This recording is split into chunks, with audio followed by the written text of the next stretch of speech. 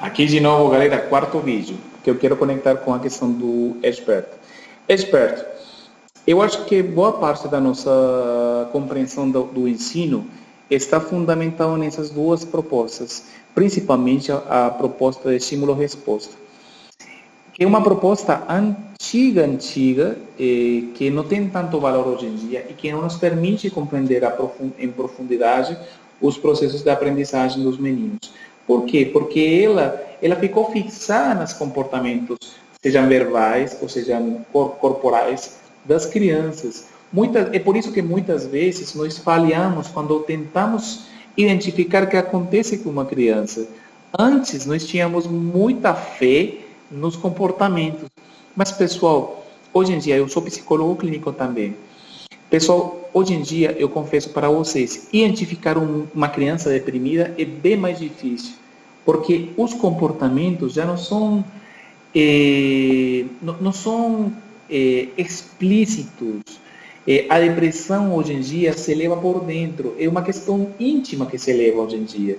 E por isso, alguns casos de suicídio, inclusive, que não é o nosso tema, mas quero tocar isso, eles não são visíveis. Nós psicólogos, às vezes, nem conseguimos identificar esses casos porque acontecem. Uma pessoa estava passando uma situação crítica e a gente não consegue identificar facilmente isso.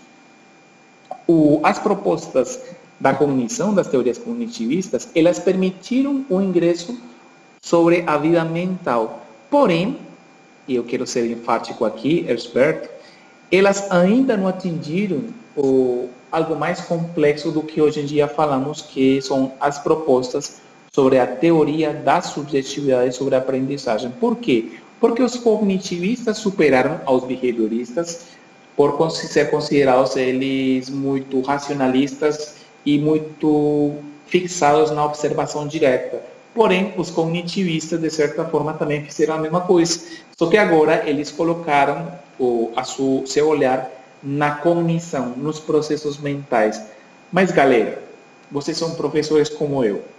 Quantas vezes vocês não identificaram uma criança que seus processos mentais e intelectuais não tem nenhum problema e mesmo assim a criança não aprende?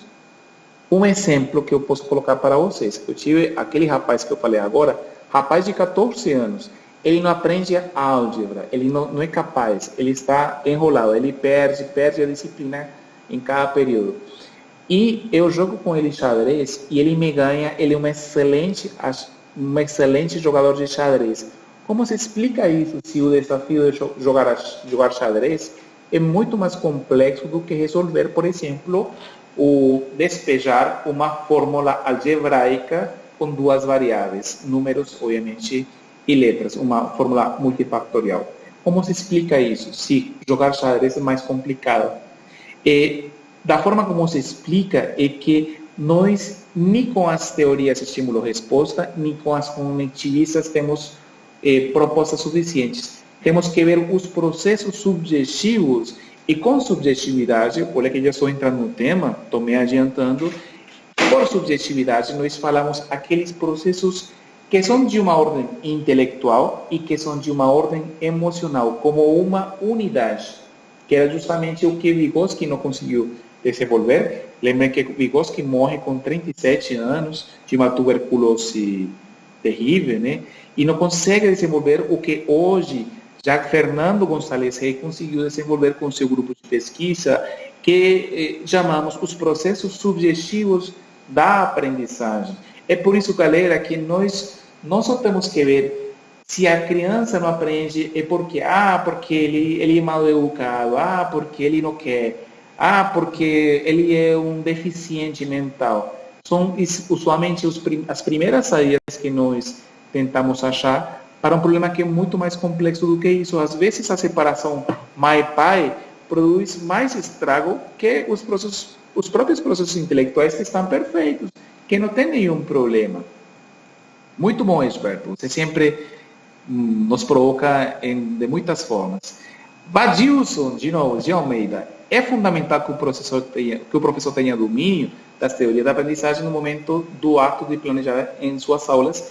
Infelizmente, Esta não é a realidade da maioria das escolas, nossa educação mesmo, com todas as mudanças na sociedade, ainda insiste em problemas antigos na aprendizagem docente. Eu concordo contigo, Badilson. A escola não só é um espaço, um cenário para cuidar, para manter e para disciplinar as crianças. Os novos desafios da escola são de uma ordem política, mobilizar os processos necessários da aprendizagem para que os meninos se tornem atores políticos da sua vida, agentes políticos da sua vida, para gerar, por exemplo, neles apaixonamento por alguma coisa, às vezes é a matemática, às vezes é ciências sociais, não interessa, mas o importante é que eles se engajem com processos da vida. Os desafios de hoje são desafios muito mais complexos, são desafios que nos levam a reconsiderar seriamente as próprias teorias da aprendizagem e como nós reproduzimos modelos das velhas teorias da aprendizagem, de estímulo-resposta, por exemplo, quando nos incomoda muito que uma criança, por exemplo, brinque tanto, seja muito cansativa com a gente. E olha que eu sou professor universitário, galera, mas mesmo assim, os meninos que estamos recebendo hoje em dia, que vocês sabem disso, de 14, 17 anos, são muito crianças ainda e nós temos o desafio de fazer com que eles avancem e se engajem com alguma questão. Mas hoje em dia, o professor, mais que ser um transmissor de gente, ou que ser um disciplinador da conduta, tem que ser um inspirador, tem que ser um modelo, tem que ser uma pessoa que proporciona um vínculo afetivo com essa criança, certamente, tem que ser um provocador. Se você não consegue provocar sua galera, gente, não conseguimos fazer uma ação docente interessante. Provoquemos os meninos, coloquemos dilemas para eles, coloquemos em situações éticas que lhes permita pensar para além das coisas mais evidentes. Muito bom, excelente questão. Adorei, viu? Vamos agora para a questão de Gracileide. De novo, todas as pessoas conseguem aprender, mesmo o educador utilizando formas de aprendizagem diferentes.